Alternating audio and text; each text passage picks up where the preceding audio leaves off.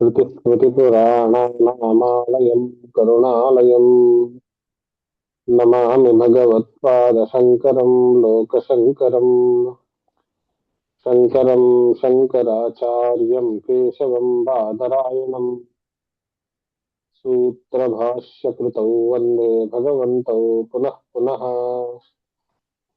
भारती करुणापात्रम् भारती पदभूषणम् भारती पदमारूढम् भारती तीर्थमाश्रये विद्याविनयसम्पन्नम् वीतरागम् विवेकिनम् वन्दे वेदान्ततत्त्वज्ञम् विदुषेखरभारतीम्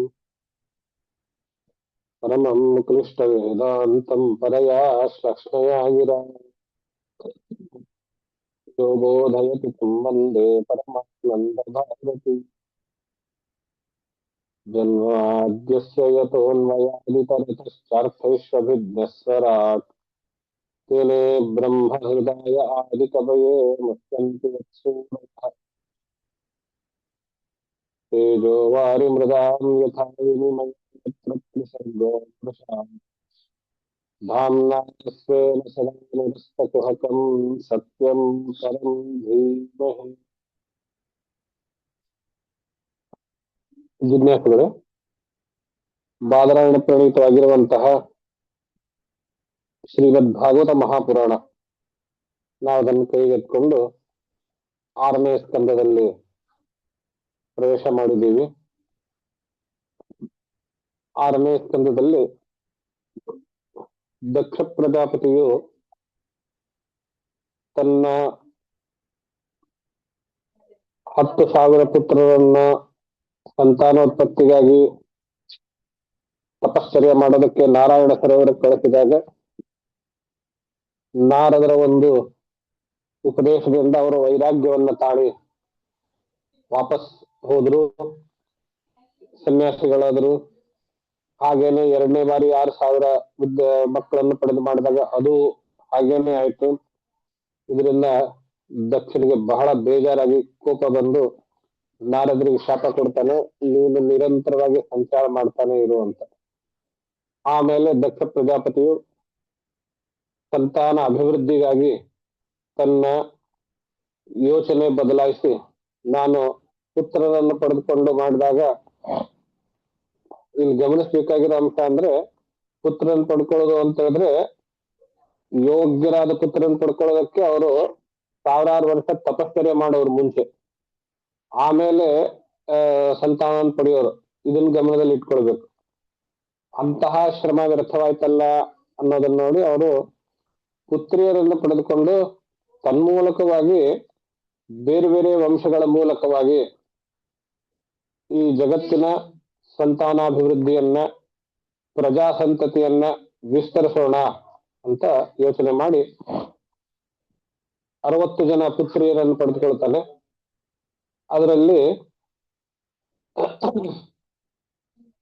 ಕಶ್ಯಪನಿಗೆ 13 ಜನರನ್ನ ಮದುವೆ ಮಾಡಿ ಕೊಡ್ತಾನೆ. ಇಂದ್ರನಿಗೆ 27, ಅದೆಲ್ಲ ನಾವು ಮುಂಚೆ ನೋಡಿದ್ವಿ.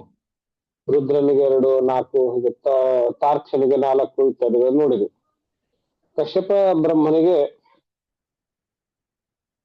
13 ಜನ ಮದುವೆ ಮಾಡಿಕೊಟ್ಟು ಅದರಿಂದ ಎಲ್ಲಾ ಜೀವ ಜಗತ್ತು, ಅದು ಕ್ರಿಮಿಯಿಂದ ಹಿಡಿದುಕೊಂಡು ದೇವತೆಗಳವರೆಗೆ ಎಲ್ಲಾ ಜೀವ ಜಗತ್ತು ವಿಸ್ತಾರವಾಗಿದ್ದು ಈ ಕಶ್ಯಪ ಸಂತತಿಯೇನೆ ಅನ್ನೋದನ್ನು ನಾವು ತಿಳಿದುಕೊಂಡ್ವಿ.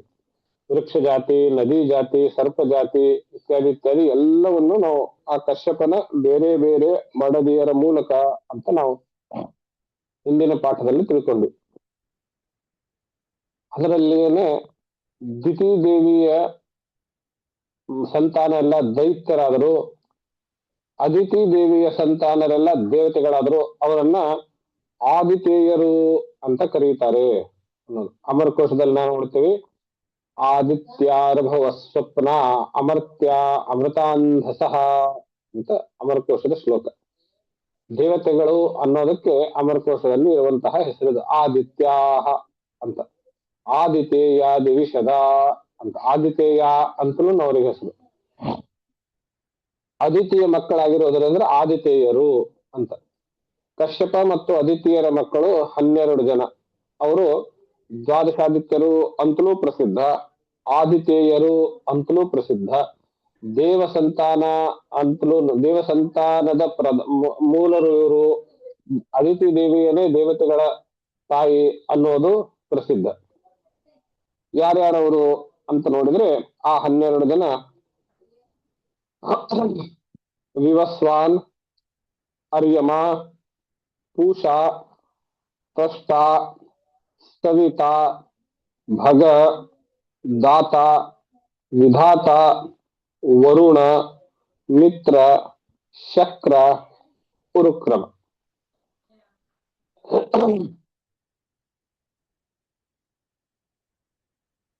ಈ 12 ಜನ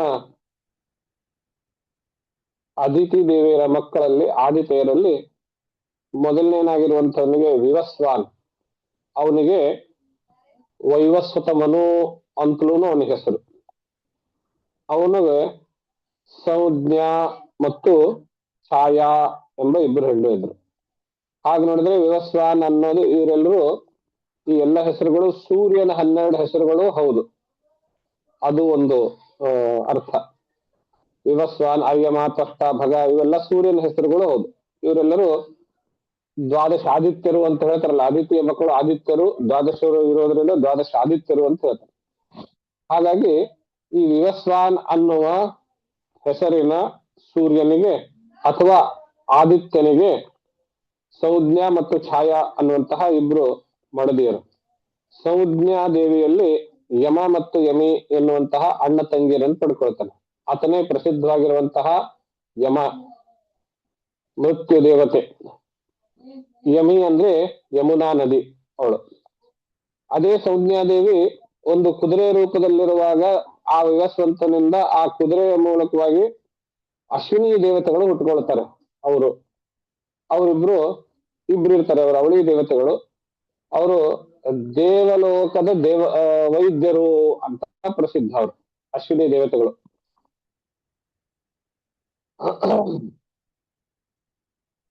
ಅಮರಕೋಶದಲ್ಲಿ ಬರುತ್ತೆ, ದೇವತೆಗಳಿಗೆ ವೈದ್ಯರಾಗಿರುವಂತಹ ಈ ಅಶ್ವಿನಿ ದೇವತೆಗಳು ಇವರು ಯಾವಾಗಲೂ ಅವಳಿಯಲ್ಲಿರುವಂತವ್ರು ಅನ್ನಂತ. ಸ್ವರ್ವೈದ್ಯ ಅವಶ್ವಿನಿ ಸುತವು ಅಂತ. ಸರ್ವೈದ್ಯರು, ದೇವತೆಗಳ ವೈದ್ಯರು ಇರಂತ. ಅವ್ರ ಹೆಸರು ಬಹಳ ಮಜಾ ಇದೆ. ಒಬ್ಬನ ಹೆಸರು ಹಾಹಾ ಅಂತ, ಇನ್ನೊಬ್ಬನ ಹೆಸರು ಹೂ ಹೂ ಅಂತ. ಹಾಹಾ ಹೂ ಹೂ ಚೈವ ಮಾದ್ಯ ಸ್ವರ್ವೈದ್ಯ ಅವಶ್ವಿನಿ ಸುತವು ಅಂತ ಅಮರಕೋಶದಲ್ಲಿ ಬರುತ್ತೆ. ಇನ್ನು ಛಾಯಾ ಎಂಬ ಇನ್ನೊಬ್ಬಳ ಮಡದಿಯಿಂದ ಈ ವೈವಸ್ವಾನ್ ಎಂಬುವಂತಹ ಸೂರ್ಯನು ಪಡೆದುಕೊಳ್ಳುತ್ತಾನೆ. ಅವನು ಶನೈಶ್ವರ ಮತ್ತು ಸಾವರ್ಣಿ ಮನು ಮತ್ತು ತಪತಿ ಎಂಬಂತಹ ಕನ್ಯೆ. ಶನೈಶ್ವರನು ಪ್ರಸಿದ್ಧವಾಗಿರುವಂತಹ ನಗರದಲ್ಲಿರುವಂತಹ ಶನೈಶ್ವರನು. ಇನ್ನೊಬ್ಬನು ಸಾವರ್ಣಿ, ಅವನು ಮುಂದೆ ಮನ್ವಂತರಗಳಲ್ಲಿ ಒಬ್ಬನು. ವಿವಸ್ವಂತನು ಹೇಗೆ ಮನ್ವಂತರವೋ ಹಾಗೆ ಸಾವರ್ಣಿ ಅನ್ನುವಂಥವನು ಇನ್ ಮುಂದಿನ ಮನ್ವಂತರದ ಅಧಿಪತಿ. ಅವನ ಹೆಸರ ಮೇಲೆ ಒಂದು ಮನ್ವಂತರ ಆಗುತ್ತೆ, ಸಾವರ್ಣಿ ಅಂತ. ಈ ದುರ್ಗಾ ಸಪ್ತಶತಿಯಲ್ಲಿ ಹೇಳುವಂತಹ ಕಥೆ ಏನಿದೆ ಅದೆಲ್ಲವೂ ಸಾವರ್ಣಿ ಇದರಲ್ಲಿ ಮನ್ವಂತರದಲ್ಲಿ ನಡೆಯುವಂತಹದ್ದು ಅನ್ನುವಂಥದ್ದು. 8ನೆಯ ಅವನು ಮನು. ಈಗ ನಾವು ವೈವಸ್ವತ ಮನು ನಡೀತಾ ಇದೆ. ಈಗ ನಾವು ನಡೀತಾ ಇರುವಂತಹದ್ದು ವೈವಸ್ವತ ಮನು. ಈ ಮನ್ವಂತರದಲ್ಲಿ 71 ಮಹಾಯುಗಗಳಾಗಬೇಕು. ಅದರಲ್ಲಿ 27 ಮಹಾಯುಗಗಳಾಗಿದ್ದಾವೆ. 28ನೇ ಮಹಾಯುಗದಲ್ಲಿ ನಾವಿದ್ದೇವೆ. ಅದಕ್ಕೇನೆ ಸಂಧ್ಯಾವಂದನೆ ಮಾಡುವಾಗ ಹೇಳ್ತೇವೆ ಅಷ್ಟಾವಿಂಶತಿತಮೇ ಕಲಿಯುಗೆ ಅಂತ. ಇವು ಹೀಗೇನೆ 28, 29, 71 ಮಹಾಯುಗಗಳು ಮುಗಿದ ಮೇಲೆ ಮನ್ವಂತರ ಬದಲಾವಣೆ ಆಗ್ತದೆ. ವೈವಸ್ವತ ಮನ್ವಂತರ ಆದ್ಮೇಲೆ ಬರುವಂತದ್ದು ಸಾವರ್ಣಿ ಅನ್ನುವಂಥದ್ದು ಮುಂದೆ ಬರುತ್ತೆ. ಆ ಸಾವರ್ಣಿ ಅನ್ನುವಂಥದ್ದು ಒಂದು ಮನ್ವಂತರ. ಅದು ಯಾರು ಅವನು ಅಂತಂದ್ರೆ ಕಾಶ್ಯಪ ಮತ್ತು ದ್ವಿತೀಯ ಮಕ್ಕಳಲ್ಲಿ ಹಿರಿಯವನಾದ ವೈವಸ್ವತನ ಛಾಯಾ ಎಂಬುವ ಪತ್ನಿಯಲ್ಲಿ ಹುಟ್ಟಿರುವಂತವನವನು ಅನ್ನೋದು. ಇನ್ನೊಬ್ಳು ತಪತಿ ಅಂತ, ಅವಳು ನದಿ ರೂಪದಲ್ಲಿ ಇರುವಂತವಳು. ತಪತಿ ಅಂತ ಒಂದು ನದಿ ಇದೆ, ಆ ನದಿ ರೂಪದಲ್ಲಿ ಇರುವಂತವಳು. ಮೊದಲನೇ ಹೆಂಡತಿಯಿಂದ ಯಮಿ ಅನ್ನೋಳು ಯಮುನಾ ನದಿ ಆದ್ಲು. ಎರಡನೇ ಹೆಂಡತಿಯಿಂದ ತಪತಿ ಅನ್ನೋಳು ತಪತಿ ನದಿ ಆದ್ಲು. ಇದನ್ನ ನೆನ್ಪಿಡ್ಬಹುದು. ಮುಂದೆ ಪೂಷಾ ಅರ್ಯಮ ಅನ್ನುವಂತಹ ಎರಡನೇ ಮಗ ಅದಿತಿ ದೇವಿಗೆ. ಆ ಅರ್ಯಮ ಅನ್ನುವಂಥವನು ಪತ್ನಿ ಮಾತೃಕೆ ಅಂತ, ಅವಳಿಂದ ಚರ್ಷಣಿ ಪುತ್ರರು ಅಂತ ಹುಟ್ಕೊಳ್ತಾರೆ. ಈ ಕರ್ತವ್ಯ ಅಕರ್ತವ್ಯ ಅಥವಾ ಯಾವುದು ಕರ್ತವ್ಯ ಯಾವುದು ಅಕರ್ತವ್ಯ ಅನ್ನೋದನ್ನ ನಿಶ್ಚಯ ಮಾಡುವಂತಹ ದೇವತೆಗಳು ಅವರು. ಅವರಿಗೆ ಕರ್ತವ್ಯತಾ ಜ್ಞಾನದಿಂದ ಅನ್ನುವಂಥದ್ದು ಅವ್ರ ಹೆಸರು. ಜ್ಞಾನದಿಂದ ಕೂಡುವಂಥವ್ರು ಅವರು ಚರ್ಷಣಿ ದೇವತೆಗಳು ಅಂತ. ಮುಂದೆ ಮೂರನೆಯವನು ಪೂಷ ಅನ್ನುವಂಥವ್ನು. ಇವನು ಈಗಾಗಲೇ ನಿಮಗೆ ಗೊತ್ತಿರುವಂತೆ ದಕ್ಷನ ಯಜ್ಞದಲ್ಲಿ ದಕ್ಷನು ಶಿವನಿಗೆ ಅಪಹಾಸ್ಯ ಮಾಡುವಂತಹ ಸಂದರ್ಭದಲ್ಲಿ ಈ ಪೂಷ ಎನ್ನುವಂತಹ ದೇವತೆ ನಕ್ಕಿರ್ತಾನೆ. ಅದಕ್ಕಾಗಿ ಶಿವನ ಜಟೆಯಿಂದ ಹುಟ್ಟಿರುವಂತಹ ವೀರಭದ್ರನು ಈ ಪೂಷನ ಹಲ್ಲುಗಳನ್ನ ಮುರಿದು, ನೀನು ಕೇವಲ ಪುರೋಢಾಶವನ್ನ ಗ್ರಹಿಸ್ತಾ ಇರು ಅಂತ. ಪುರೋಢಾಶ ಅಂದ್ರೆ ಅಗ್ನಿಹೋತ್ರದಲ್ಲಿ ಹಾಕುವಂತಹ ಒಂದು ಹವಿಸ್ಸು, ಅಗ್ನಿಗೆ ಹಾಕುವಂತಹ ಒಂದು ಹವಿಸ್ಸು. ಅದು ಸಾಧಾರಣವಾಗಿ ಇವತ್ತಿನ ಭಾಷೆಯಲ್ಲಿ ನಾವು ಗೋಧಿ ಹಿಟ್ಟಿನ ತರ ಇರುತ್ತೆ, ಹುರಿದು ಹಾಕ್ತಾರೆ. ಸಕ್ತು ಅಂತ ಹೇಳ್ತಾರೆ, ಜವಿ ಗೋಧಿ. ಆ ಜವಿಯಿಂದ ಹಿಟ್ಟು ತೆಗೆದು ಹುರಿದು ಆಹುತಿ ಹಾಕ್ತಾರೆ. ಅದಕ್ಕೆ ಪುರೋಢಾಶ ಅಂತ ಕರೀತಾರೆ. ಆ ಪುರೋಢಾಶವನ್ನು ತಿಂದುಕೊಂಡಿರ್ತಾನೆ ಇವನು ಅಂತ. ಆದ್ರಿಂದ ಇವನಿಗೆ, ಆ ಪೂಷನಿಗೆ ಸಂತಾನ ಇಲ್ಲ. ನಂತರ ಇರುವಂತವನು ನಾಲ್ಕನೇದು ತ್ವಷ್ಟ ಅನ್ನುವಂಥವನು. ಆ ತ್ವಷ್ಟ ಅನ್ನುವಂತಹ ಅದಿತಿಯ ಮಗನಿಗೆ ದೈತ್ಯರಲ್ಲಿ ಒಬ್ಬಳ ಮಗಳಾಗಿರುವಂತಹ ರಚನಾ ಅನ್ನೋವಳಿಗೆ ವಿವಾಹ ಮಾಡ್ತಾರೆ. ಇದು ಆಸಕ್ತಿಕರವಾದದ್ದು. ತಂದೆ ತ್ವಷ್ಟ, ಇವನು ದೇವ ಸಂತಾನ. ತಾಯಿ ಅಂದ್ರೆ ಇವಳು ರಚನೆ, ಇವಳು ತಾಯಿ ಕಡೆಯಿಂದ ದೈತ್ಯ ಸಂತಾನ.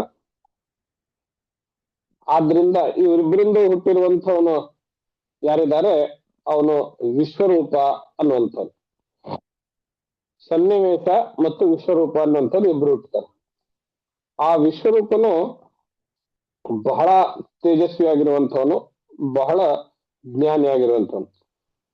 ಅವನು ತಂದೆಯ ಕಡೆಯಿಂದಲೂ ಸಂಪೂರ್ಣ ಸರ್ವಸ್ವ ಜ್ಞಾನವನ್ನ, ತಾಯಿಯ ಕಡೆಯಿಂದಲೂ ಅವರಿಗೆ ಇರುವಂತಹ ಜ್ಞಾನವನ್ನ ಪಡೆದುಕೊಂಡು ಅವನು ಯಜ್ಞಯಾಗಾದಿಗಳನ್ನು ಮಾಡುವಾಗ, ತರ್ಪಣಾದಿಗಳನ್ನು ಮಾಡುವಾಗ ತಂದೆಯ ಕಡೆಗೂ ತಾಯಿಯ ಕಡೆಗೂ ತರ್ಪಣಾದಿಗಳನ್ನ ಕೊಡುವಂಥವನು ವಿವೇಕಶಾಲಿಯಾಗಿದ್ದನು. ಇವನು ಮುಂದೆ ದೇವತೆಗಳಿಗೆ ಗುರು ಆಗ್ತಾನೆ. ಯಾವಾಗ ಗುರು ಆಗ್ತಾನೆ ಅಂದ್ರೆ, ಯಾವಾಗ ಬೃಹಸ್ಪತಿಯು, ದೇವತೆಗಳ ಗುರು ಬೃಹಸ್ಪತಿ, ದೈತ್ಯರ ಗುರು ಶುಕ್ರ, ನಿಮ್ಗೆ ಗೊತ್ತಿರುತ್ತೆ. ಯಾವಾಗ ಬೃಹಸ್ಪತಿ ಅವನು ತನ್ನ ಯೋಗ ಸಾಮರ್ಥ್ಯದಿಂದ ಅಂತರ್ಧಾನನಾಗ್ತಾನೆಯೋ ಆವಾಗ ಇಂದ್ರನು ಈ ವಿಶ್ವರೂಪನ ಹತ್ರ ಹೋಗಿ ನೀವು ನಮ್ಮ ಗುರುಗಳಾಗ್ಬೇಕು ಅಂತ ಕೇಳ್ಕೊಳ್ತಾನೆ. ಇಷ್ಟೆಲ್ಲಾ ಕಥೆಯನ್ನ ಪರೀಕ್ಷಿತನಿಗೆ ಶುಕ ಮಹರ್ಷಿ ಹೇಳ್ತಾ ಇರುವಾಗ ಈ ಕೊನೆ ಮಾತಿನ ಮೇಲೆ ಪರೀಕ್ಷಿತನಿಗೆ ಆಸಕ್ತಿ ಹುಟ್ಟುತ್ತೆ. ಅದ್ಯಾಕೆ ಬೃಹಸ್ಪತಿ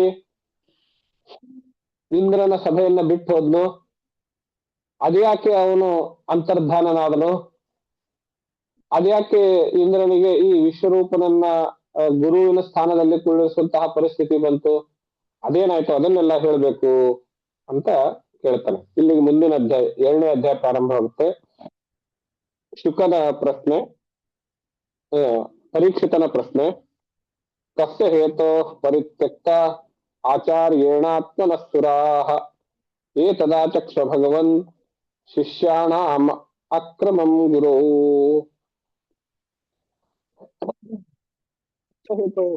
ಯಾವ ಕಾರಣದಿಂದ ಪರಿತ್ಯಕ್ತ ಬಿಡಲ್ಪಟ್ಟನು ಆಚಾರ್ಯ, ದೇವತೆಗಳ ಆಚಾರ್ಯನಾಗಿರುವಂತಹ ಆ ಬೃಹಸ್ಪತಿಯು ಯಾವ ಕಾರಣದಿಂದ ತನ್ನ ಸ್ಥಾನವನ್ನು ಬಿಟ್ಟುಕೊಟ್ಟು ಅವರಲ್ಲಿಂದ ಆ ಸಭೆಯಿಂದ ಹೊರನಡೆದ್ರು, ಏತದಾಚಕ್ಷ ಭಗವನ್, ಈ ಕಥೆಯನ್ನು ಹೇಳಬೇಕು ಅಂತ ಪರೀಕ್ಷಿತನು ಶುಕ ಮಹರ್ಷಿಗೆ ಕೇಳಿದಾಗ ಶುಕಾಚಾರ್ಯರು ಶುಕಮುನಿಗಳು ಆ ಕಥೆಯನ್ನ ಮುಂದುವರಿಸ್ತಾರೆ.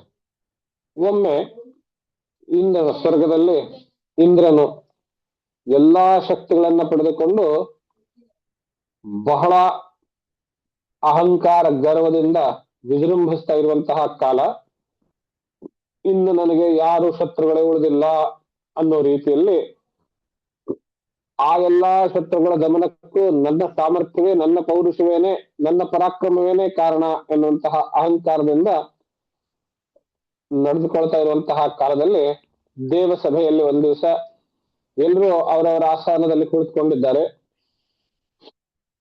ಅವನು ಅಪ್ಸರೆಯರ ನೃತ್ಯವನ್ನ, ಗಂಧರ್ವರ ಗಾನವನ್ನ ಕೇಳ್ತಾ ಮೈ ಮರೆತಿದ್ದಾನೆ. ಆ ಸಭೆಯಲ್ಲಿ ಶಚಿ ಜೊತೆ, ಅಂದ್ರೆ ಇಂದ್ರನ ಪತ್ನಿ ಶಚಿ ದೇವಿ, ಆ ಶಚಿ ದೇವಿ ಜೊತೆಗೆ ಸಿಂಹಾಸನದ ಮೇಲೆ ವಿರಾಜನಾಗಿದ್ದಾನೆ. ಮರುದೇವತೆಗಳು 49 ಅವರು ಆ ಸಭೆಯಲ್ಲಿದ್ದಾರೆ. ಏಕಾದಶ ರುದ್ರರು ಅವರು ಆ ಸಭೆಯಲ್ಲಿದ್ದಾರೆ. ಅಷ್ಟವಸುಗಳು ಅವರು ಆ ಸಭೆಯಲ್ಲಿದ್ದಾರೆ. ದ್ವಾದಶಾದಿತ್ಯರು, ಋಭುಗಣಗಳು, ವಿಶ್ವೇ ದೇವತೆಗಳು, ಸಾಧ್ಯರು, ಅಶ್ವಿನಿ ಕುಮಾರರು, ಸಿದ್ಧರು, ಚಾರಣರು, ಗಂಧರ್ವರು, ವಿದ್ಯಾಧರರು, ಅಪ್ಸರರು, ಮುನಿಗಳು, ಕಿನ್ನರು, ನಾಗರು, ಹೀಗೆ ಎಲ್ಲಾ ಯೋನಿಗಳಿಂದ ಕೂಡಿದಂಥವರು, ಅಂದ್ರೆ ಇಷ್ಟೊತ್ತು ಹೇಳಿರುವಂತಹ ಎಲ್ಲಾ ಯೋನಿಗಳೇನಿದೆಯಲ್ಲ, ಇವು ಭೂಲೋಕಕ್ಕಿಂತ ಮೇಲ್ಗಡೆ ಇರುವ ಲೋಕಗಳಲ್ಲಿ ವಾಸಿಸುವಂತಹ ಅಥವಾ ಹುಟ್ಟುವಂತಹ ಯೋನಿಗಳು, ಆ ಶರೀರಗಳು ಇವರು. ಅವರೆಲ್ಲರೂ ಇಂದ್ರನ ಸಭೆಯಲ್ಲಿ ಕುಳಿತಿದ್ದಾರೆ. ಎಲ್ರು ಅವ್ರವ್ರ ಕೆಲಸ ಮಾಡಿಸ್ತಾ ಇದ್ದಾರೆ. ಚಾಮರ ಬೀಸೋದು, ವಾಲಗ ಓದೋದು, ನಗಾರಿ ಬಾರಿಸೋರು, ಗಂಧರ್ವರು ಗಾನ ಮಾಡ್ತಾ ಇದ್ದಾರೆ, ಅಪ್ಸರೆಯರು ನರ್ತನ ಮಾಡ್ತಾ ಇದ್ದಾರೆ. ಇಂತಹ ಸಂದರ್ಭದಲ್ಲಿ ಮೈ ಮರೆತಾಗ ಬೃಹಸ್ಪತಿ, ದೇವತೆಗಳ ಆಚಾರ್ಯ, ಆ ಆಚಾರ್ಯ ಆ ಸಭೆಗೆ ಆಗಮಿಸ್ತಾನೆ.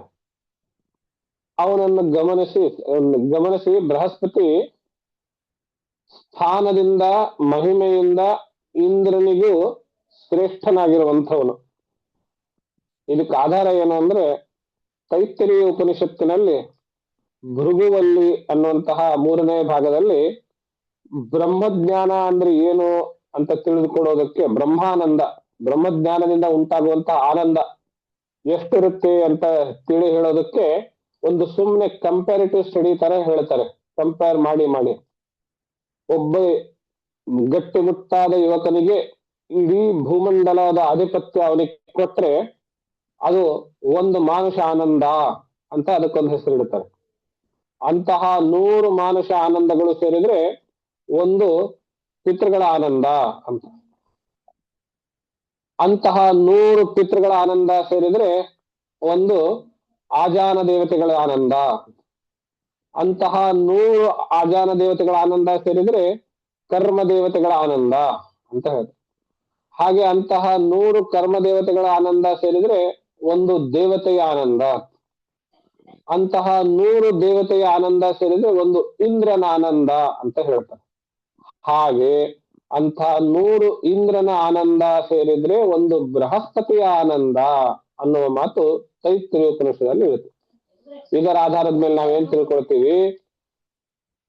ಮನುಷ್ಯರಿಗಿಂತಲೂ ಪಿತೃಗಳು ಶ್ರೇಷ್ಠರು, ಪಿತೃಗಳಿಗಿಂತಲೂ ಆಜಾನ ದೇವತೆಗಳು, ಆಜಾನ ದೇವತೆಗಳಿಂತಲೂ ಕರ್ಮ ದೇವತೆಗಳು, ಕರ್ಮ ದೇವತೆಗಳಿಂತಲೂ ದೇವತೆಗಳು, ದೇವತೆಗಳಲ್ಲಿ ಏನೇ ಇಂದ್ರನು, ಇಂದ್ರನಿಗಿಂತಲೂ ಬೃಹಸ್ಪತಿಯು, ಬೃಹಸ್ಪತಿಗಿಂತಲೂ ಪ್ರಜಾಪತಿಯು, ಪ್ರಜಾಪತಿಗಿಂತಲೂ ಬ್ರಹ್ಮನು ಅನ್ನುವ ಈ ಒಂದು ಆನಂದದ ಅನುಭೂತಿಯಲ್ಲಿ ಈ ಶ್ರೇಷ್ಠತ್ವವನ್ನ ನಾವು ಕಂಡುಕೊಳ್ತೇವೆ.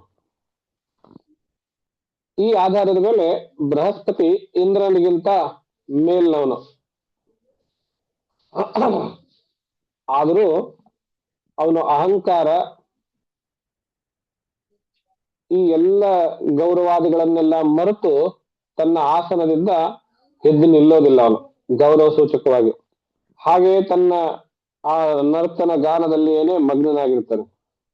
ಇದನ್ನು ಗಮನಿಸಿದಂತಹ ಬೃಹಸ್ಪತಿ ಈ ಇಂದ್ರನ ದುರಹಂಕಾರಕ್ಕೆ ತಕ್ಕ ಶಾಸ್ತಿ ಆಗುವಂತಹ ಕಾಲ ಇನ್ನೇನು ಹತ್ರ ಬರ್ತಾ ಇದೆ ಅನ್ನೋದನ್ನ ತಮ್ಮ ಯೋಗ ಸಾಮರ್ಥ್ಯದಿಂದ ತಿಳಿದುಕೊಂಡು ಅಲ್ಲಿಂದ ಯಥಾವತ್ತಾಗಿ ತಾನೇ ಹೊರಟು ಹೋಗ್ತಾರೆ. ಹೊರಟು ಹೋದಾಗ ಆಮೇಲೆ ಎಲ್ಲರೂ ಸಭೆಯಲ್ಲಿರುವಂತವರು ಸ್ವಲ್ಪ ಗುಸುಗುಸು ಶುರುವಾದಾಗ ಆ ಶಬ್ದದಿಂದ ಇಂದ್ರನಿಗೆ ತನ್ನ ಮೈಮರೆತದಿಂದ ಎದ್ದು ಬಂದು ಏನಾಯ್ತು ಅಂತೆಲ್ಲ ಕೇಳಿದಾಗ, ಇಲ್ಲ ಹೀಗೆ ಬೃಹಸ್ಪತಿಗಳು ಬಂದಿದ್ರು, ನೀವು ಅದನ್ನ ಗಮನಿಸ್ಲಿಲ್ಲ, ನೀವು ಅದನ್ನ ನಿಮ್ ಗಮನದಲ್ಲಿ ಏನೇ ಮೈ ಮರೆತಿದ್ರಿ, ಅವರು ವಾಪಸ್ ಹೋದ್ರು ಅಂತ. ಅವಾಗ ಇಂದ್ರನಿಗೂ ಅರಿವಾಗತ್ತೆ, ಓಹೋ ಹೀಗಾಗ್ಬಾರ್ದಾಗಿತ್ತು, ತಪ್ಪಾಯ್ತಲ್ಲ ಅಂತ ಹೇಳಿ. ಸರಿ, ಆದ್ರೂ ಪರವಾಗಿಲ್ಲ, ಈ ಬೃಹಸ್ಪತಿ ಅವ್ರಿಗೆ ಹೋಗಿ ಮನವೊಲಿಸ್ಕೊಂಡು ಕ್ಷಮೆ ಕೇಳಿ ಕರ್ಕೊಂಡು ಬಂದ್ರಾಯ್ತು ಅಂತ ಅವರ ಇರೋ ಸ್ಥಾನದಲ್ಲಿ ಹೋಗ್ತಾರೆ. ಅವ್ರು ಆಶ್ರಮ ಅಂತ ಇಟ್ಕೊಳ್ಳಿ, ಕುಟೀರ ಅಂತ ಇಟ್ಕೊಳ್ಳಿ, ಅಲ್ಲಿ ಹೋಗ್ತಾರೆ. ಆದ್ರೆ ಅಲ್ಲಿ ಹೋಗುವಷ್ಟರಲ್ಲಿ ಬೃಹಸ್ಪತಿಗಳು ತಮ್ಮ ಯೋಗ ಸಾಮರ್ಥ್ಯದಿಂದ ಅವರು ಅಂತರ್ಧಾನರಾಗಿರ್ತಾರೆ. ಅಂದ್ರೆ ಯಾರಿಗೂ ಕಾಣದ ಹಾಗೆ. ಗಮನಿಸಿ, ಇಂದ್ರಾದಿ ದೇವತೆಗಳಿಗೇನೆ ಕಾಣದ ಹಾಗೆ ಇರುವ ಸಾಮರ್ಥ್ಯ ಆ ಬೃಹಸ್ಪತಿಗಳಿಗೆ. ಈ ದೇವತೆಗಳಿಗೆ ನಮಗ್ ಕಾಣಿಸೋದಿಲ್ಲ ಅಂದ್ರೆ ಒಂದು ಮಾತು, ನಮಗ್ ದೇವತೆಗಳಿಗೆ ಗೊತ್ತಿಲ್ಲ, ಅವ್ರು ಬೆಳಕಿನ ರೂಪದಲ್ಲಿ ಇರ್ತಾರೆ. ಆ ಇಂದ್ರಾದಿ ದೇವತೆಗಳಿಗೂ ಕಾಣಿಸಿದ ಹಾಗೆ ಯೋಗ ಸಾಮರ್ಥ್ಯದಲ್ಲಿರುವವರು ಬೃಹಸ್ಪತಿಗಳು, ಅವರ ಸಾಮರ್ಥ್ಯ ಗಮನಿಸಿ. ಆದ್ರಿಂದ ಅವರು ಇಡೀ ಆಶ್ರಮದಲ್ಲಿ ಆ ಲೋಕದಲ್ಲಿ ಎಲ್ಲ ಹುಡುಕಿದ್ರು ಸಿಗೋದಿಲ್ಲ. ಆವಾಗ ಯಾವಾಗ ಬೃಹಸ್ಪತಿಯು ಆ ಸಭೆಯಿಂದ ಹೊರಟು ಹೋದನೋ ಆ ಸುದ್ದಿ ಎಲ್ಲಾ ಕಡೆ ಹರಡಿ ಅಸುರರಿಗೂ ತಲುಪುತ್ತೆ. ಅಸುರರು ಯೋಚನೆ ಮಾಡ್ತಾರೆ, ಇದೇ ಸರಿಯಾದ ಕಾಲ. ಇಂದ್ರನು ಬೃಹಸ್ಪತಿಯ ಮಾರ್ಗದರ್ಶನ ಇಲ್ಲದೇನೆ ಬಹಳ ಒಂದು ರೀತಿ ನಿಶಕ್ತನಾಗಿ ಹೋಗಿರ್ತಾನೆ, ಗೊತ್ತು ಗುರಿ ಇಲ್ಲದ ತರ ಆಗಿರ್ತಾನೆ. ಇದೇ ಸಂದರ್ಭದಲ್ಲಿ ನಾವು ಅವನನ್ನ ಆಕ್ರಮಿಸಿದ್ರೆ ಆ ಅಮರಾವತಿಯನ್ನ, ಸ್ವರ್ಗವನ್ನ ನಾವು ಪಡ್ಕೊಳ್ಬಹುದು ಅಂತ ಅವರು ಆ ಆಲೋಚನೆ ಮಾಡಿ ದಂಡೆತ್ತಿ ಬರ್ತಾರೆ. ಇದರ ಜೊತೆಗೆ ನಾವು ಪಾಠ ಕಲಿಯೋದೇನು ಅಂದ್ರೆ, ಎಲ್ಲಿವರೆಗೂ ಗುರುಗಳ ಮಾರ್ಗದರ್ಶನ ನಮ್ಮ ಜೊತೆಗೆ ಇರ್ತದೆಯೋ ನಾವು ಯಶಸ್ಸನ್ನ ಆರಾಮಾಗಿ ಪಡ್ಕೊಳ್ತಾ ಇರ್ತೀವಿ, ಸಾಧನೆಯನ್ನ ಆರಾಮಾಗಿ ಮಾಡ್ತಾ ಇರ್ತೀವಿ. ಗುರುಗಳು ಹಿಂದಿಂದ ಸರಿದ್ರೆ, ನಮ್ಮ ಹಿಂದೆ ಗುರುಗಳ ಆಶೀರ್ವಾದ ಅನ್ನೋದು ಇಲ್ಲ ಅಂತಾದ್ರೆ ಆವಾಗ ನಾವು ಏನಂದ್ರೆ ಏನೂ ಇರೋದಿಲ್ಲ, ನಮ್ಮ ಎಲ್ಲಾ ಶಕ್ತಿ ಸಾಮರ್ಥ್ಯ ಎಲ್ಲ ಕುಂದು ಹೋಗ್ಬಿಡ್ತದೆ, ನಾವು ಯಾವ್ದಕ್ಕೂ ಸರಿಯಲ್ಲ ಅನ್ನುವ ಮಟ್ಟಕ್ಕೆ ಹೋಗ್ತೇವೆ. ಹಾಗನ್ನೋದಕ್ಕೆ ಈ ಇಂದ್ರನೇ ಉದಾಹರಣೆ. ಇಂದ್ರನ ಪರಿಸ್ಥಿತಿನೂ ಹಾಗೆ ಆಯ್ತು. ತನ್ನ ಅಹಂಕಾರದಿಂದ ಗುರುಗಳ ಒಂದು ಮಾರ್ಗದರ್ಶನ ಆಶೀರ್ವಾದ ಕಳ್ಕೊಂಡ, ನಿಶಕ್ತನಾದ. ದೇವತೆಗಳು ನಿಸ್ತೇಜರಾದರು. ಅಸುರರು ಇವ್ರ ಮೇಲೆ ದಂಡೆತ್ತಿ ಬಂದು ಯುದ್ಧದಲ್ಲಿ ಅವರೇ ಮೇಲ್ಗೈ ಸಾಧಿಸಿದ್ರು. ಹಾಗೋ ಹೀಗೋ ದೇವತೆಗಳು ತಮ್ಮ ಪ್ರಾಣ ರಕ್ಷಣೆ ಮಾಡಿಕೊಂಡು ಚತುರ್ಮುಖ ಬ್ರಹ್ಮನ ಹತ್ರ ಹೋಗ್ತಾರೆ. ನೀವು ಇದು ಇಡೀ ಪುರಾಣದುದ್ದಕ್ಕೂ ಈ ಘಟನೆ ಕಾಮನ್ ಆಗಿರ್ತದೆ, ಸ್ವಾರಸ್ಯಕರವಾಗಿರುತ್ತದೆ. ಗಮನಿಸಿ, ದೇವತೆಗಳು ಮತ್ತು ಅಸುರರು ಯುದ್ಧ ಆಡ್ತಾರೆ, ದೇವರು ಮತ್ತು ದೈತ್ಯರು. ಯಾರಿಗೆ ನಮಗೆ ಕಡಿಮೆ ಶಕ್ತಿ ಇದೆ ಅಂತ ಅನ್ಸುತ್ತೋ ಅವರು ಪುನಃ ಈ ಬ್ರಹ್ಮ ವಿಷ್ಣು ಮಹೇಶ್ವರ ಇವ್ರ ಹತ್ರನೇ ಕೇಳ್ತಾರೆ. ದೇವತೆಗಳು ಸೋತ್ರೆ ದೇವತೆಗಳು ಹೋಗಿ ಕೇಳ್ಕೊಳ್ತಾರೆ, ದೈತ್ಯರು ಸೋತ್ರೆ ದೈತ್ಯರು ಹೋಗಿ ಕೇಳ್ಕೊಳ್ತಾರೆ. ರಾವಣ, ಹಿರಣ್ಯಕಶಿಪು ಇತ್ಯಾದಿಗಳೆಲ್ಲರೂ ತಪಶ್ಚರ್ಯ ಮಾಡಿದ್ದು ದೇವತೆಗಳಿಗೇನೆ, ಬ್ರಹ್ಮ ವಿಷ್ಣು ಮಹೇಶ್ವರರಿಗೇನೆ. ಹಾಗೆ ಈ ದೇವತೆಗಳಿಗೂ ಕೂಡ ಇವಾಗ ಈ ಯುದ್ಧದಲ್ಲಿ ಸೋಲು ಉಂಟಾದಾಗ ನಾಚಿಕೆಯಿಂದ ತಲೆ ತಗ್ಗಿಸಿ ಚತುರ್ಮುಖ ಬ್ರಹ್ಮನ ಹತ್ರ ಹೋಗ್ತಾರೆ. ಚತುರ್ಮುಖ ಬ್ರಹ್ಮನ ಹತ್ರ ಹೋಗಿ ಇದೆಲ್ಲ ಹೇಳಿದಾಗ ಅವ್ರು ಹೇಳ್ತಾರೆ, ಬಹಳ ಮೂಲಭೂತವಾಗಿರುವಂತಹ ಅಂಶ ಒಂದು ಶ್ಲೋಕದ ಮೂಲಕ ನಾವಿಲ್ಲಿ ಗಮನಿಸಬಹುದು. ಬ್ರಹ್ಮನು ದೇವತೆಗಳಿಗೆ ಮಾಡಿರುವಂತಹ ಉಪದೇಶ, ಅದನ್ನ ನಮ್ಮ ಜೀವನದುದ್ದಕ್ಕೂ ನಾವು ಪ್ರತಿನಿತ್ಯವೂ ಬಳಸಬಹುದಾಗಿರುವಂತಹ ಒಂದು ಉಪದೇಶ. ಏನ್ ಹೇಳ್ತಾರೆ ಅಂದ್ರೆ ನ ವಿಪ್ರ ಗೋವಿಂದ ಗವೀಶ್ವರಾಣಾಂ ಭವಂತ್ಯ ಭದ್ರಾಣಿ ನರೇಶ್ವರಾಣಾಂ. ಎಲ್ಲಿವರೆಗೂ ನಮ್ಮ ಜೊತೆಗೆ ಬ್ರಾಹ್ಮಣನು, ವಿಪ್ರ ಬ್ರಾಹ್ಮಣ, ಗೋವಿಂದ ಅಂದ್ರೆ ಭಗವಂತನು, ಗವೀಶ್ವರ, ಗವೀಶ್ವರ ಅಂದ್ರೆ ಗೋವು, ಹಸು, ಇವರುಗಳು ಎಲ್ಲಿವರೆಗೂ ನಮ್ಮ ಮೇಲೆ ಆಶೀರ್ವಚನ ದೃಷ್ಟಿಯಿಂದ ಕೃಪೆಯಿಂದ ಇರ್ತಾರೆಯೋ ಅಲ್ಲಿವರೆಗೂ ನಮ್ಮ ಜೀವನದಲ್ಲಿ ಅಭದ್ರಾಣಿ ನ ಭವಂತಿ, ಅಮಂಗಲಗಳು, ಕೆಟ್ಟ ಕೆಲಸಗಳು ಅನ್ನೋದು ನಮ್ಮ ಜೀವನದಲ್ಲಿ ಆಗೋದೇ ಇಲ್ಲ ಅಂತ ಹೇಳ್ತಾರೆ.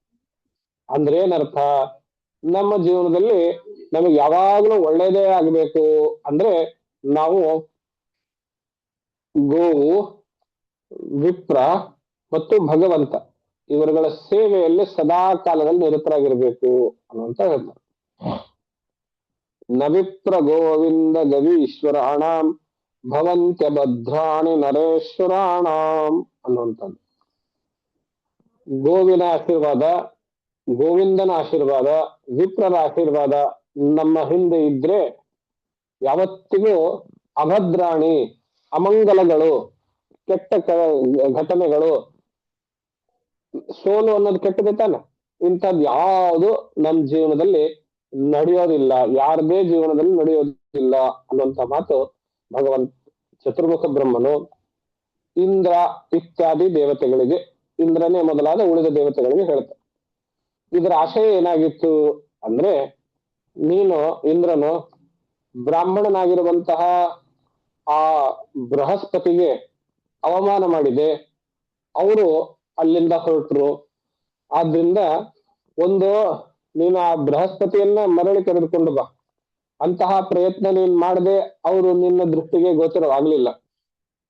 ಈಗ ಉಳಿದಿರೋದು ಅವರ ಸ್ಥಾನದಲ್ಲಿ ಮತ್ತೊಬ್ಬ ಬ್ರಾಹ್ಮಣನನ್ನ ನೀನು ಪಡೆದುಕೋ, ಅವರ ಮಾರ್ಗದರ್ಶನದಲ್ಲಿ ಮುಂದೆ ನಡೆ ಅನ್ನುವಂತಹದ್ದಾಗಿತ್ತು. ಇನ್ನೊಬ್ಬ ಬ್ರಾಹ್ಮಣ ಯಾರು ಅಂದ್ರೆ ಈ ವಿಶ್ವರೂಪನೇ. ಯಾರು ಆ ವಿಶ್ವರೂಪ? ಕಶ್ಯಪ ಮತ್ತು ಅದಿತಿಯ ಮಕ್ಕಳಲ್ಲಿ ನಾಲ್ಕನೆಯವನಾದ ತ್ವಷ್ಟ. ಆ ತ್ವಷ್ಟ ಮತ್ತು ರಚನ ಅವರಿಂದ ಹುಟ್ಟಿರುವಂಥವನು ವಿಶ್ವರೂಪ. ಆ ವಿಶ್ವರೂಪನು ಮಹಾಜ್ಞಾನಿ, ತಂದೆಯ ಕಡೆಯಿಂದ ಅಂದ್ರೆ ಕಶ್ಯಪನಿಂದ ಮೊಮ್ಮಗನಾಗಿರುವುದರಿಂದ ಬ್ರಾಹ್ಮಣೋತ್ತಮನನು, ತಪಸ್ವಿಯು, ಅತ್ಯಂತ ಸಂಯಮಿಯು, ಬೇಗ ಕೋಪಗೊಳ್ಳೋದಿಲ್ಲ, ಶಾಪಾದಿಗಳು ಕೊಡೋದಿಲ್ಲ. ಅಂಥವನನ್ನ ನೀನು ನಿನ್ನ ಗುರುವಾಗಿ ಮಾಡಿಕೋ ಅಂತ ಚತುರ್ಮುಖ ಬ್ರಹ್ಮನು ಇಂದ್ರನಿಗೆ ಆದೇಶ ಕೊಡ್ತಾನೆ. ಆಗ ಇಂದ್ರನು ಆ ವಿಶ್ವರೂಪನ ಹತ್ರ ಹೋಗಿ ನೀನ್ ನನಗೆ ಗುರು ಆಗ್ಬೇಕು ಅನ್ನೋ ರೀತಿಯಲ್ಲಿ ಕೇಳ್ಕೊತ. ಕೇಳುವಾಗ ಇಂದ್ರನ ಮಾತಿನ ಶೈಲಿ ಹೇಗಿರುತ್ತೆ ಅಂತ ಗಮನಿಸಿ ಅವನು, ವಿಶ್ವರೂಪರೇ ನೀವು ಜ್ಞಾನಿಗಳು, ನೀವು ನಮಗೆ ಗುರುಗಳ ಸ್ಥಾನದಲ್ಲಿರ್ಬೇಕು, ಹೀಗೆ ಕೇಳೋದಿಲ್ಲ.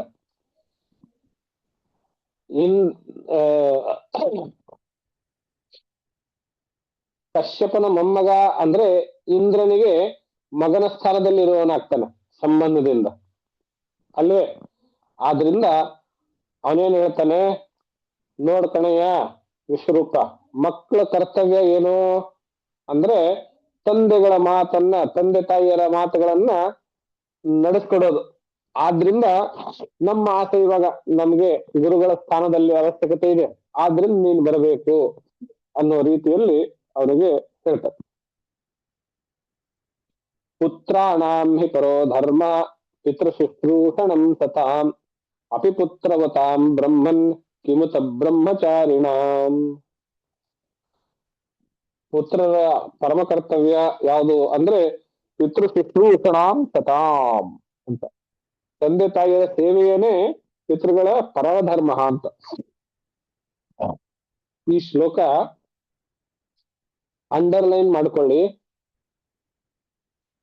ಶ್ರೀಮದ್ ಭಾಗವತ ಮಹಾಪುರಾಣದಲ್ಲಿ 6ನೇ ಸ್ಕಂದದಲ್ಲಿ 7ನೆಯ ಅಧ್ಯಾಯದಲ್ಲಿ 28ನೆಯ ಶ್ಲೋಕ. ಈ ನಂಬರು ನೆನ್ಪಿಟ್ಕೊಳ್ಳಿ.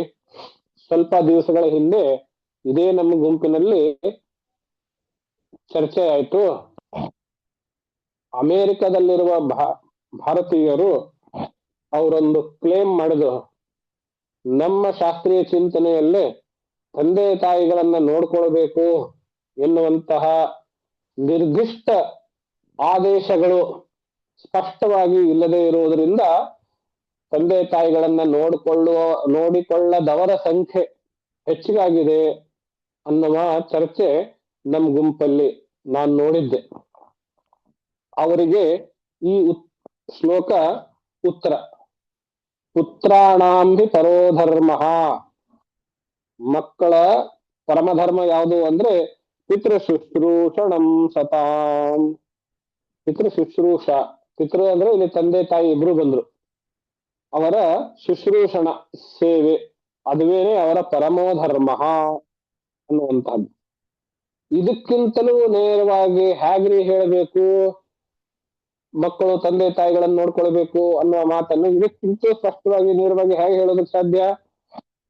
ಅವ್ರು ಯಾರು ಗ್ರೂಪ್ ಅಲ್ಲಿ ಅಮೆರಿಕದ NRI ಗ್ರೂಪ್ ಅಲ್ಲಿ ಡಿಸ್ಕಷನ್ ಆಯ್ತು ಅಂತ ಏನ್ ಬಂತಲ್ಲ, ಅವ್ರಿಗೆ ಆ ಗುಂಪಲ್ಲಿ ಅದು ಎಲ್ಲಿಂದ ಬಂದಿತ್ತು ಏನೋ ಅವರಿಗೆ ಈ ಶ್ಲೋಕ ನೀವು ಕಳಿಸ್ಬಹುದು. ಜೊತೆಗೆ ಯಾರೇ ಈ ತರ ಮಾತಾಡಿದ್ರೆ ನೇರವಾಗಿ ಪಿತೃಗಳ ಬಗ್ಗೆ ತಂದೆ ತಾಯಿಗಳ ಸೇವೆ ಮಾಡ್ಬೇಕು ಅಂತ ಎಲ್ಲಿದೆ ಹೇಳಿ ಅಂತ ಕೇಳಿದ್ರೆ ಈ ಶ್ಲೋಕ ನೀವು ಕೊಡ್ಬೋದು ಅವ್ರಿಗೆ. ಆಧುನಿಕರು ಕೇಳ್ತಾ ಇರ್ತಾರೆ ಇವತ್ತಿನ ಹುಡುಗರು ಎಲ್ಲ, ಅವರಿಗೆ ಇದು ಆಧಾರ ತಿಳ್ಕೊಂಡು.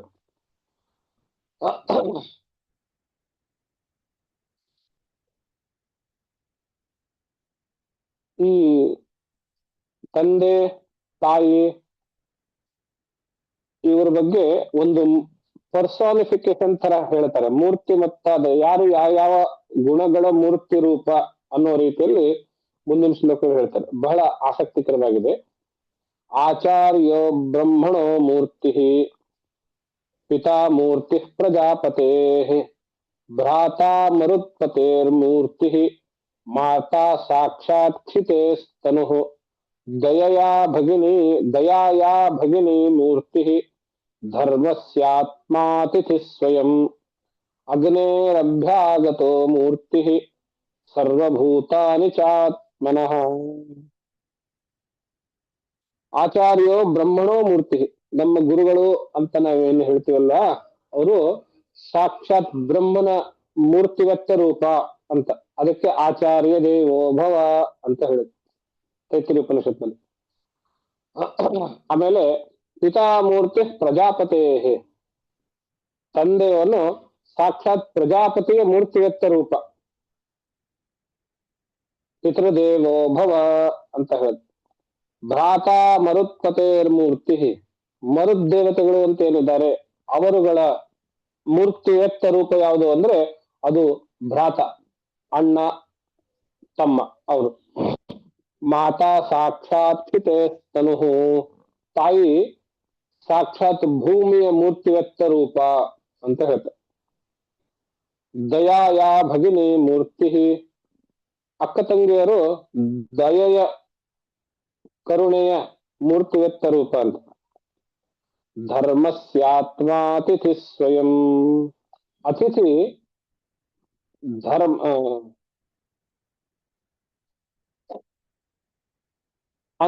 ಅತಿಥಿ ಧರ್ಮದೇವತೆಯ ಸಾಕ್ಷಾತ್ ಮೂರ್ತಿ. ಅತಿಥಿ ದೇವೋಭವ ಯಾಕೆ ಹೇಳಿದ್ದು ಅಂದ್ರೆ ಧರ್ಮದ ಮೂರ್ತಿ ಯಾವುದು ಅಂತಂದ್ರೆ ಅದು ಅತಿಥಿನೇ ಅಂತ ಹೇಳ್ತಾರೆ. ಧರ್ಮಸ್ಯಾತ್ಮಾತಿಥಿ ಸ್ವಯಂ, ಅಗ್ನೇರಭ್ಯಾಗತೋ ಮೂರ್ತಿ, ಅತಿಥಿಗಳ ಜೊತೆ ಅಭ್ಯಾಗತರು ಅಂತ ಇರ್ತಾರಲ್ಲ, ಅತಿಥಿಗಳು ಅಂದ್ರೆ ನಾವು ಇನ್ವೈಟ್ ಮಾಡದೆ ಬಂದಿರೋರು, ಅಭ್ಯಾಗತರು ಅಂದ್ರೆ ನಾವು ಇನ್ವೈಟ್ ಮಾಡಿ ಆಮೇಲೆ ಬಂದಿರುವಂತ ಅವರು ಅಗ್ನಿಯ ಮೂರ್ತಿ ಅಂತ ಹೇಳ್ತಾರೆ.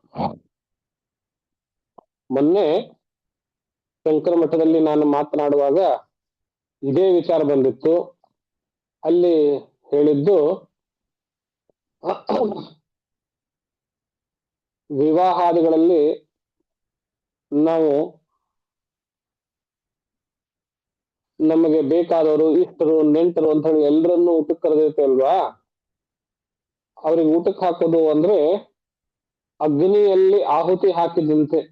ಯಾಕೆಂದ್ರೆ ಅಭ್ಯಾಗತರು ಅಗ್ನಿಯ ಸ್ವರೂಪರು, ನಾವು ಯಾವ ರೀತಿ ಅಗ್ನಿಯಲ್ಲಿ ಆಹುತಿ ಹಾಕ್ತೇವೆಯೋ ಹಾಗೆ ಅಭ್ಯಾಗತರಿಗೆ ಊಟಕ್ಕೆ ಹಾಕೋದು, ಅವರಿಗೆ ಭೋಜನ ಬಳಸೋದು. ಅಂದ್ರೆ ಅದೆಷ್ಟು ಶ್ರದ್ಧೆಯಿಂದ ಗೌರವದಿಂದ ಮಾಡಬೇಕು ಅಂತ ಯೋಚನೆ ಮಾಡಿ.